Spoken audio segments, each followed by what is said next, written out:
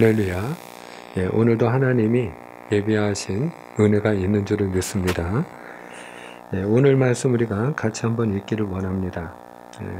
하나님의 말씀 사도행전 14장 1절입니다.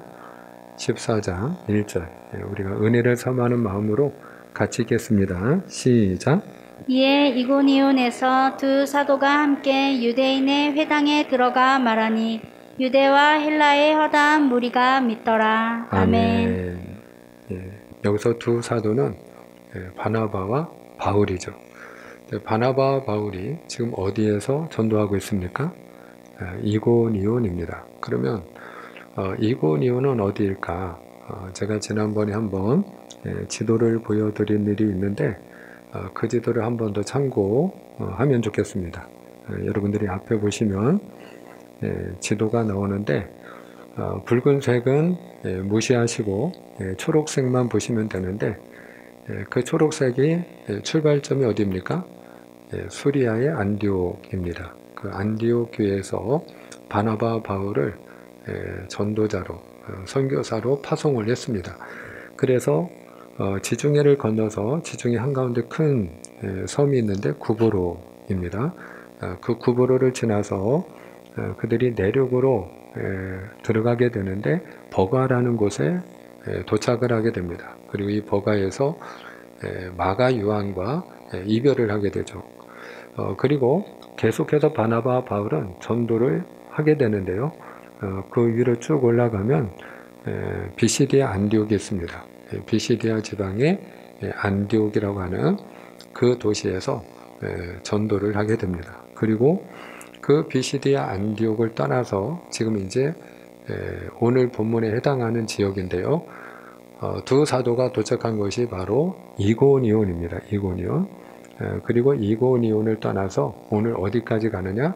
루스드라와 더베까지 가서 이제 복음을 전하는 그 여정이 오늘 소개되어 있습니다. 특별히 오늘 이제 사도 바울과 바나바가 이고니온 지역에서 복음을 전하게 되는데 두 사도가 어느 지역을 가든지 이 두 사도가 제일 먼저 찾아가는 곳은 어디입니까?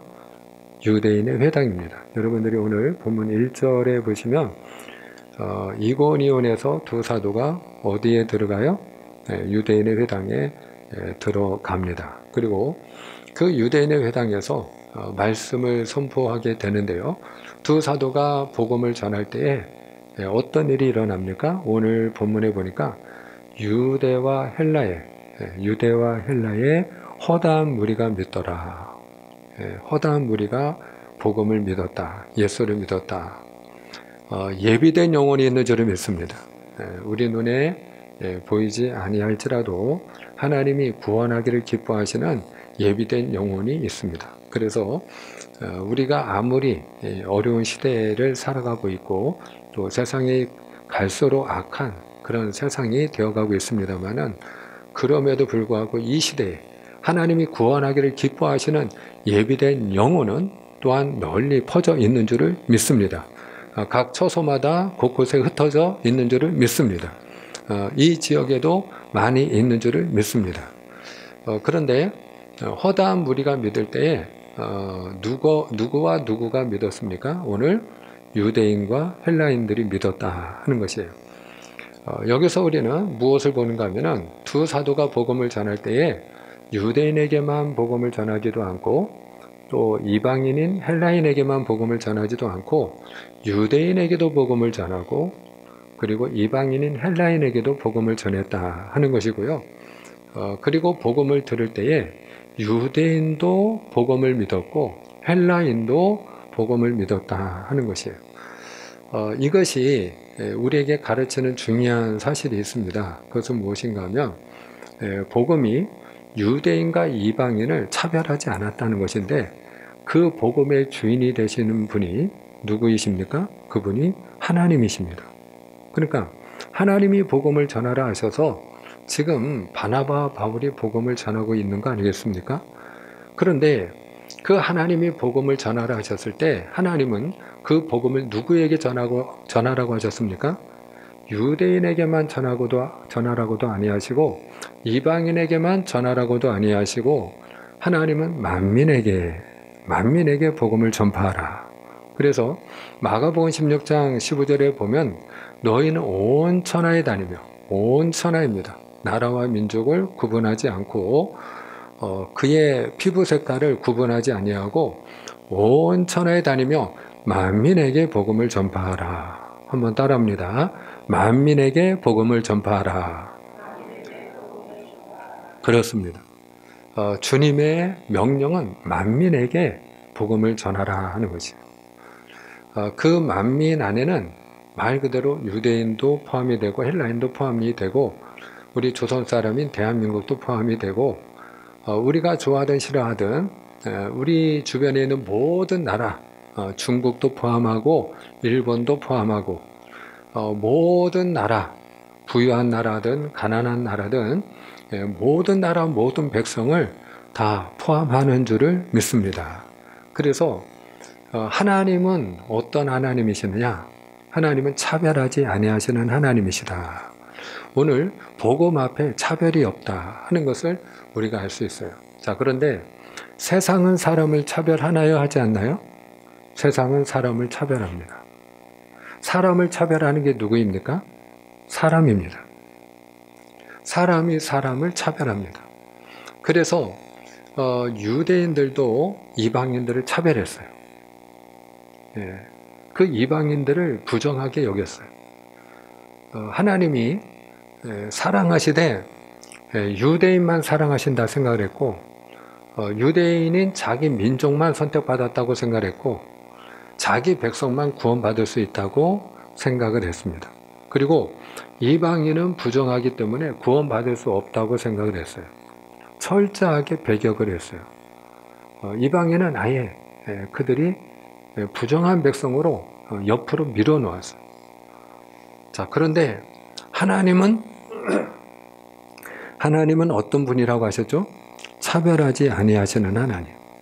그래서 하나님은 차별하지 아니하시는 하나님이시기 때문에 하나님의 복음이 들어가는 곳에는 뭐가 없어질까요?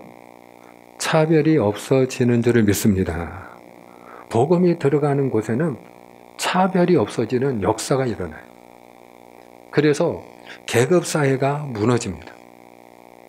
위아래 계급이 있고 주인이 있고 노예가 있는 그런 신분사회가 복음이 들어가면 노예가 철폐되고 그리고 노예가 사라지는 거예요.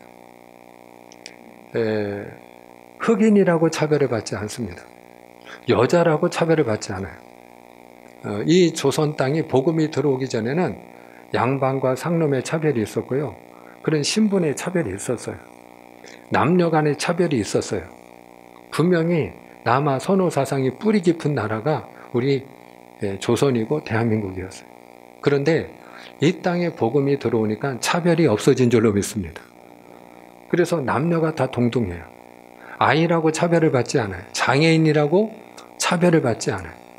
그래서 복음화된 나라일수록 어떤 일들이 일어나느냐? 복음화된 나라일수록 피부색에 따라 차별하지 않고요. 그 사람의 성별에 따라 차별하지 않고요. 그 사람의 장애에 따라 차별하지 않아요. 연령에 따라 차별하지 않아요. 사회적인 지위의 높고 낮음에 따라 차별하지 않아요. 경제적인 수입이 부유하든 가난하든 거기에 따라서 사람을 차별하지 않아요. 외모로 사람을 차별하지 않습니다. 왜 그러냐? 복음은 사람을 차별하지 않기 때문입니다.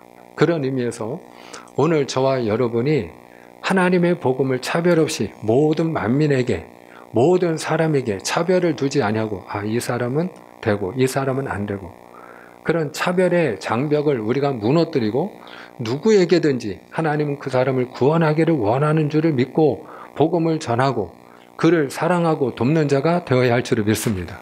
우리가 그를 예수 그리스도의 이름으로 구원하는 하나님의 백성이 되어야 할 줄을 믿습니다. 자, 그런데 오늘 복음을 전할 때에 여러분 순종하지 아니하는 사람들이 등장을 해요. 순종하지 아니하는 사람들. 자, 2절을 같이 한번 읽겠습니다. 2절을 함께 읽습니다. 그러나 시작. 그러나 순종하지 아니하는 유대인들이 이방인들의 마음을 선동하여 형제들에게 악감을 품게 하거늘. 아멘. 그 복음을 들을 때에 믿는 사람도 있지만 믿지 아니하는 사람들도 있었어요. 그런데 그 믿지 아니하는 사람들의 특징이 오늘 세 가지로 나타나고 있어요. 이 세 가지 특징은 악한 영에 사로잡힌 사람들의 특징이다. 이렇게 이야기할 수도 있겠습니다. 그러면 악한 영에 사로잡힌 사람의 세 가지 특징이 무엇이냐? 첫째로 순종하지 아니한다. 순종하지 않는다는 것은 들으려 하지 않는다는 것이에요. 간혹 가다가 우리가 자녀들에게 호통을 칠 때가 있어요. 책망을 할 때가 있어요. 너 왜 그렇게 엄마 말 안 들어? 그리고 우리가 호통을 칠 때가 있어요. 그러면 그 왜 엄마 말을 안 듣냐? 이 말은 엄마가 하는 말을 귀로 전혀 무슨 말인지 못 알아듣는다는 얘기예요? 아니면 순종하지 않는다는 얘기예요? 왜 엄마가 하라는 대로 하지 않느냐? 순종하지 않느냐? 이 말이죠.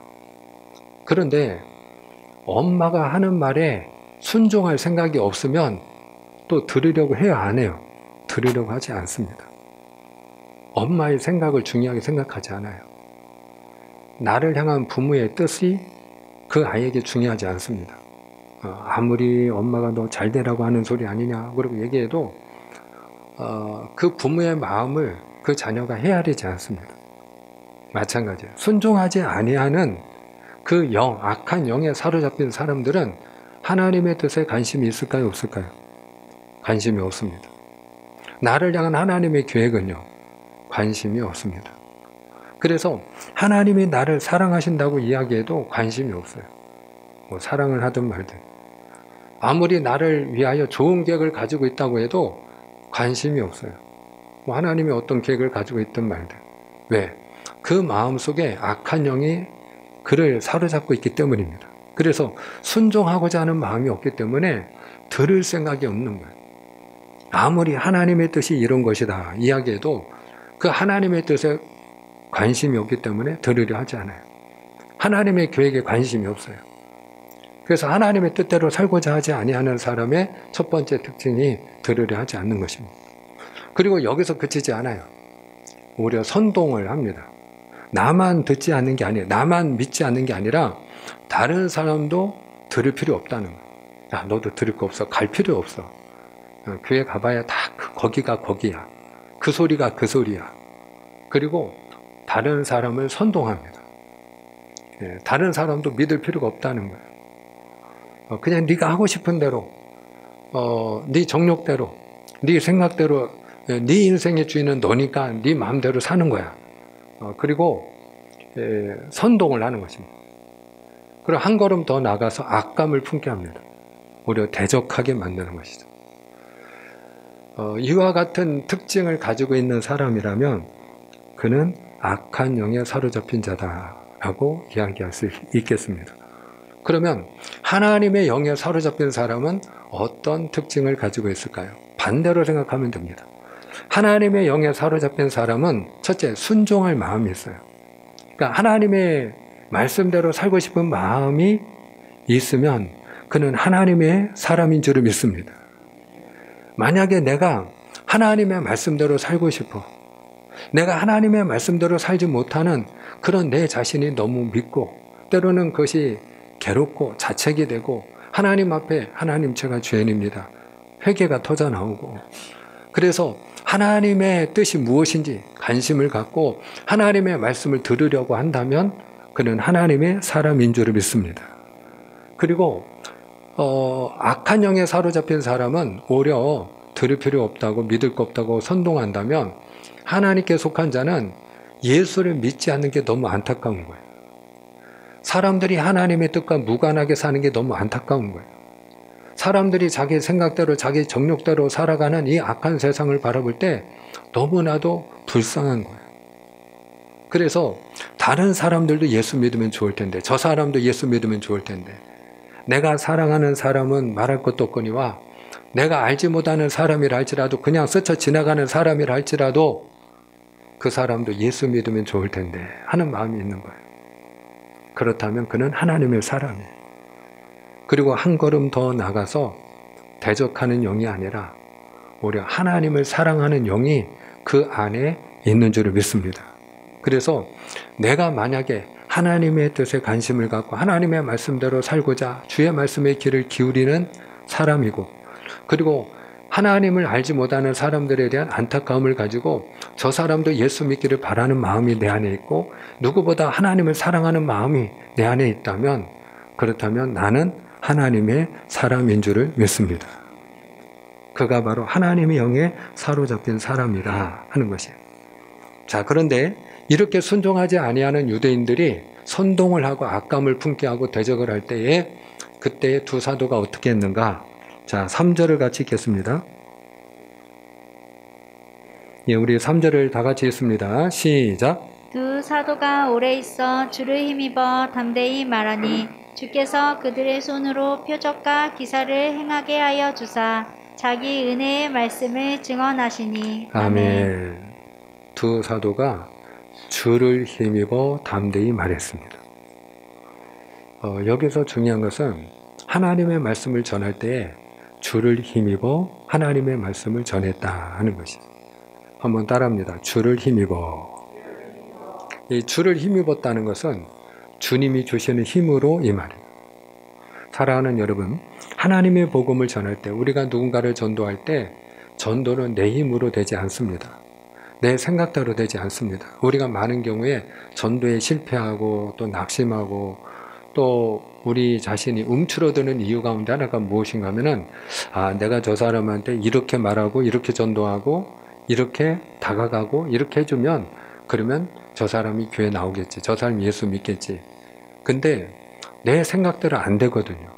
자식도 내 마음대로 안 되거든요. 그러면 이제 우리가 거기서 말하자면 절망하고 포기하고 낙심하고 그리고 용기를 잃어버리고 이러는 거죠. 그런데 여러분, 우리가 복음은 사람을 살리는 능력이기 때문에 그 능력을 하나님이 주시는 힘으로 우리가 전해야 될 줄을 믿습니다. 그래서 하나님이 주시는 힘으로 우리가 전도하고 하나님이 주시는 힘으로 우리가 복음을 전해야 되기 때문에 우리가 전도를 하기 전에 먼저 해야 할 일이 기도인 것이에요. 기도. 복음을 전하기 전에 먼저 해야 할 일이 기도인 것이에요. 그래서 목사는 설교자 아닙니까? 하나님의 말씀을 전하는 사람 아닙니까? 그러니까 하나님의 말씀을 전하는 목사도 무엇을 전할 것인지 어떻게 전할 것인지 다 이렇게 마음에 품고 있어도 그 말씀을 하나님이 주시는 힘으로 증거하기 위해서 기도하는 것이에요.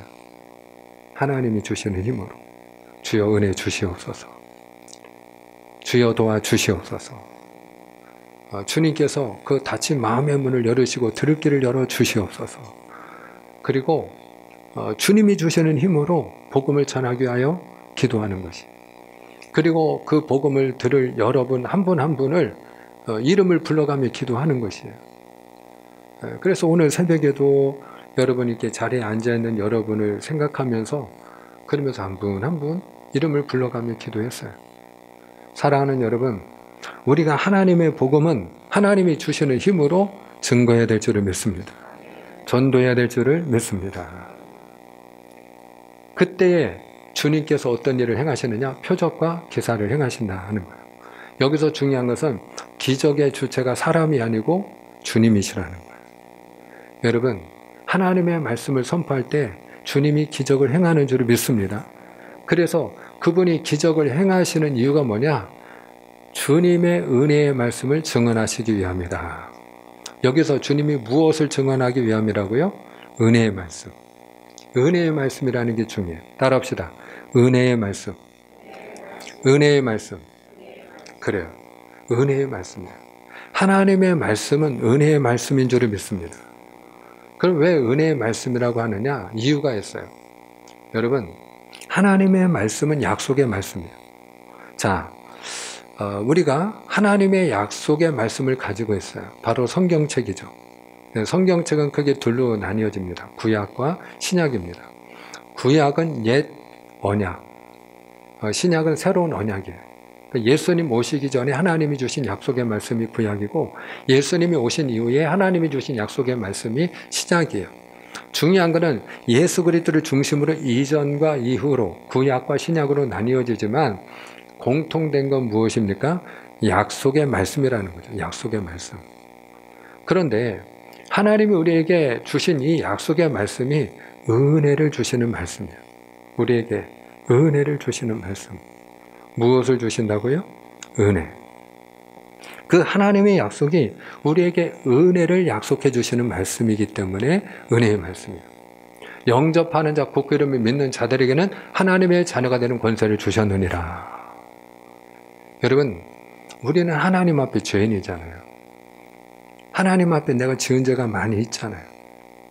그러면 하나님이 미워하는 죄가 내 안에 쌓여 있다면 나는 하나님의 원수 아닙니까? 하나님과 내가 화목해질 수 없잖아요. 하나님과 친밀한 관계를 가질 수 없잖아요. 그 하나님의 나라에 내가 그렇게 죄 가운데 하나님이 미워하는 죄를 잔뜩 짊어지고 들어갈 수 없잖아요. 그런데 하나님이 우리에게 은혜의 말씀을 주셨어요. 그 약속의 은혜의 말씀이 뭐냐? 영접하는 자, 내 아들을 구주로 영접하는 자는 곧 하나님의 자녀가 되는 권세를 주셨느니라. 하나님의 아들 예수님을 내가 내 마음에 예수님이 저의 주인이 되어 주시옵소서. 그리고 예수님을 내 마음에 모셔드리기만 하면 그러면 하나님이 나를 하나님의 자녀로 삼아 주시겠다라는 거예요. 모든 것을 하나님이 다 묻지 아니하시고 따지지 아니하시고 내 속에 아무리 많은 죄가 있다 할지라도 그 모든 죄를 다 덮어주시고 내가 예수님을 내 안에 모시기만 하면, 예수님을 믿기만 하면, 예수님을 나의 구주로 영접하기만 하면 그러면 너는 내 아들이고 내 딸이다. 내가 너를 사랑하노라. 그리고 하나님이 우리를 품어주시겠다고 약속해 주셨어요. 그래서 은혜의 말씀입니다. 하나님이 세상을 이처럼 사랑하사 독생자를 주셨으니 이는 저를 믿는 자마다 멸망치 않고 영생을 얻게 하려 하심이니라. 이 약속의 말씀이 은혜의 말씀입니다. 하나님이 나를 사랑하신다는 거예요.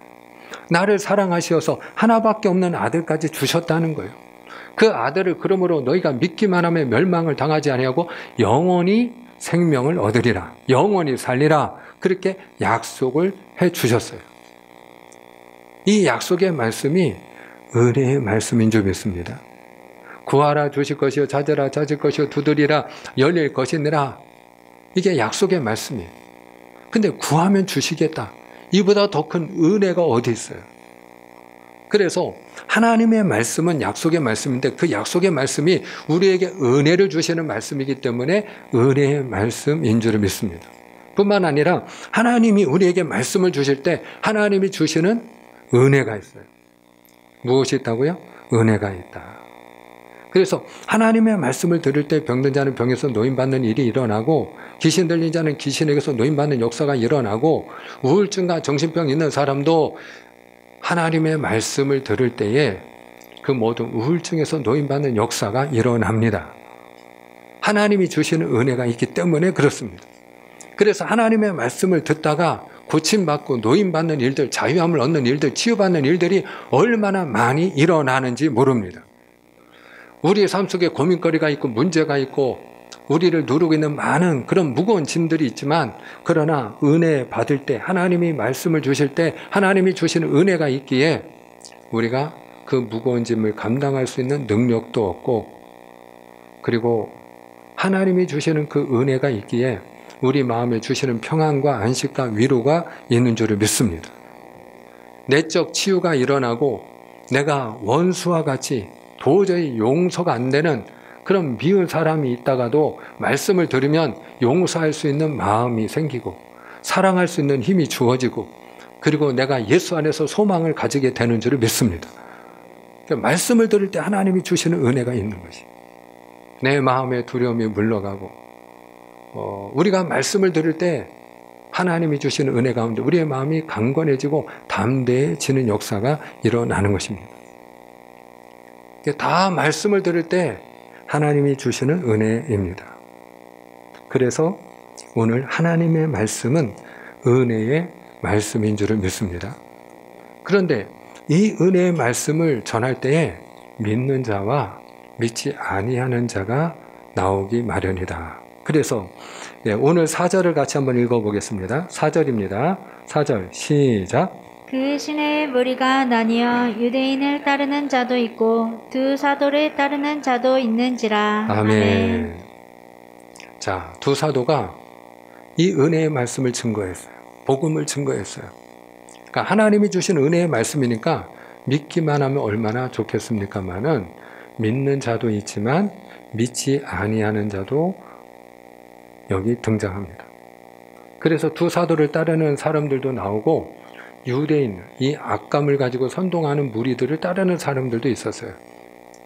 그럼 이걸 우리가 어떻게 이해를 해야 될까? 하나님이 주시는 은혜의 말씀을 믿기만 하면 하나님의 은혜 안에 거하게 될 터인데 어찌하여 믿지 아니하는 사람들이 나오는 것일까? 왜 믿지 않는 사람들이 생기는 것일까요? 우리가 결과적으로 보면 쉽게 이해를 할 수 있습니다. 여러분, 천국이 있어요. 그런데 천국은 모든 사람이 다 들어가나요? 천국은요, 들어가는 사람들도 있고 들어가지 못하는 사람들도 있습니다. 분명한 것은 들어가는 사람들은 어떤 사람들일까요? 복음을 들을 때 믿는 사람들인 줄을 믿습니다. 그럼 들어가지 못하는 사람들은 어떤 사람들일까요? 복음을 들을 때 믿지 아니하는 사람들입니다. 그러니까 천국은 들어가는 사람도 있고 들어가지 아니하는 사람들도 있기 때문에 들어가지 아니하는 사람들은 믿지 아니하는 것입니다. 그래서 우리가 믿지 아니하는 사람들을 볼 때 그때 우리가 빨리 깨달아야 되는 게 천국은 들어가지 못하는 사람들도 있기 때문에 저렇게 또 믿지 않는 사람들이 나오는구나. 자, 그러면 우리가 그렇게 믿지 않는 사람들을 보고 그리고 포기해야 되느냐? 그렇지 않습니다. 여러분, 하나님은 계속해서 우리가 복음을 전하는 자가 되기를 원하는 줄로 믿으시길 바랍니다. 그래서 오늘 5절, 6절, 7절 우리가 마저 좀 읽기 원하는데요. 사도 바울과 바나바가 이고니온에서 그들이 모욕을 당하고 그리고 두 사도를 돌로 치고 핍박하고자 할 때에 그들이 어떻게 했는지 우리가 같이 보기 원합니다. 자, 5절로 7절까지 함께 했습니다. 시작. 이방인과 유대인과 그 관리들이 두 사도를 모욕하며 돌려 치려고 달려드니 그들이 알고 도망하여 루가오니아의 두 성 루스드라와 더베와 그 근방으로 가서 거기서 복음을 전하니라. 아멘. 거기서 복음을 전하니라. 여기서 거기서는 물론 지역적으로는 루스드라와 더베예요. 루스드라와 더베에서도 복음을 전했다. 근데 우리가 쉽게 이해를 하면 거기서도 복음을 전했다는 거예요. 여기서 복음을 전하다가 여기서 대적하는 사람들이 나오니까 저쪽으로 가서 거기서도 두 사도가 계속해서 복음을 전했다 하는 거지. 사랑하는 여러분, 두 사도는 계속해서 복음을 전했습니다. 그리스도인이 포기할 수 없는 게 있어요. 내가 하나님의 사람이라면 포기할 수 없는 게 있어요. 사랑하는 여러분, 어떤 경우에도 내가 하나님께 속한 자요, 내가 예수 믿어서 구원받고 내가 예수 믿기 때문에 오늘 죽어도 천국에 들어갈 하나님의 백성이라면 우리가 결코 놓으면 안 되는 게 있어요. 그게 바로 복음을 전하는 일인 줄 믿습니다. 왜 그럴까요? 하나님은 모든 만민이 구원받기를 원하시기 때문에 그렇습니다. 하나님은 한 사람이라도 더 구원하기를 원하시는 하나님이시기 때문에 그렇습니다. 하나님은 그 천국을 하나님이 구원하기를 원하는 백성들로 채우기를 원하세요. 누가복음 14장에 보면은 천국에 대한 비유를 하나의 잔치로 비유를 합니다. 한 주인이 잔치를 베풀었어요. 그리고 사람들을 초청했어요. 그런데 초청받은 사람들이 저마다 이유를 대고 핑계를 대고 오지 않습니다. 나는 밭을 샀기 때문에 그래 밭을 보러 가야 됩니다. 나는 소를 5겨리를 샀는데 그 소를 시험하러 가봐야 됩니다. 나는 결혼을 해서 장가를 들어서 그래서 좀 갈 수가 없겠습니다. 저마다 핑계를 댑니다. 이유가 있습니다. 그리고 오지를 않습니다. 자, 그럴 때에 잔치 자리가 비어 있어요. 주인이 어떻게 했나요? 오늘 장사 접어라 하는 식으로 그 준비한 음식 다 버렸습니까? 그러지 않았어요. 이미 잔치는 준비되어 있고 음식은 준비되어 있기 때문에 주인이 종에게 이야기합니다. 이 자리를 채우라는 거예요. 이 자리를 채우기 위해서 너는 길가나 골목이나 산 울타리로 가서 그가 가난한 사람이 되었든 아니면 장애가 있는 사람이 되었든 그가 눈이 먼 사람이든 아니면 발을 저는 사람이든 어떤 형편에 놓인 사람이든지 간에 사람들을 만나면 강권하여다가 내 집을 채우라. 그렇게 주인은 얘기합니다. 무슨 이야기입니까? 여러분, 그 잔치 자리를 채우기 위해서 주인은 계속해서 그 잔치 자리가 찰 때까지 사람들을 초청했다는 것이. 계속해서 초청했다. 여러분, 오늘 우리가 해야 할 일이 있습니다. 그 천국 자리, 하나님이 베푸신 그 천국 자리에 우리가 계속해서 초청해야 될 줄을 믿습니다. 바로 그 천국의 주인 되신 하나님이 그 천국을 채우기를 원하세요. 한 사람이라도 더 그 잔치 자리에 참여하기를 원하세요. 그 잔치의 기쁨이 함께하기를 원하세요. 왜? 그것이 바로 주인 되신 하나님의 기쁨이기 때문에 그렇습니다. 오늘 저와 여러분이 이 복음 전도자의 사명을 끝까지 감당하는 자가 되기를 주님의 이름으로 축복합니다. 우리가 사도 바울의 고백, 사도행전 20장 24절 말씀 읽고 맺고자 합니다. 자, 사도행전 20장 24절입니다. 우리 함께 읽겠습니다. 시작. 내가 달려갈 길과 주 예수께 받은 사명 곧 하나님의 은혜의 복음을 증언하는 일을 마치려 하면은 나의 생명조차 조금도 귀한 것으로 여기지 아니하노라. 아멘. 사도 바울이 자기 생명도 아끼지 아니하고 그가 전하고자 한 복음을 지금 뭐라고 표현하고 있죠? 여러분들이 지금 읽으신 말씀을 한 번 더 잘 보세요. 어떤 복음을 전하기 위해서? 있는 그대로 보세요. 은혜의 복음. 이 은혜의 복음이라는 말이 크게 이게 돋보기로 보듯이 은혜의 복음이라는 말이 여러분의 심령에 크게 확대되어 보여지기를 주님의 이름으로 축복합니다. 하나님의 복음은 은혜의 복음. 우리에게 은혜를 베푸시는 복음. 우리가 하나님의 복음을 믿을 때 내게 은혜가 임하고 우리 가정에 은혜가 임하는 거예요. 내 자녀가 하나님의 복음을 듣고 믿고 그 복음 안에 거하는 자녀가 될 때 내 자녀는 은혜의 삶을 살게 될 것이에요. 내 자녀에게 하나님의 한량없는 은혜가 임하게 될 것이에요. 오늘 그 은혜의 복음을 전하는 자가 될 수 있기를 주님의 이름으로 축복합니다. 기도하겠습니다.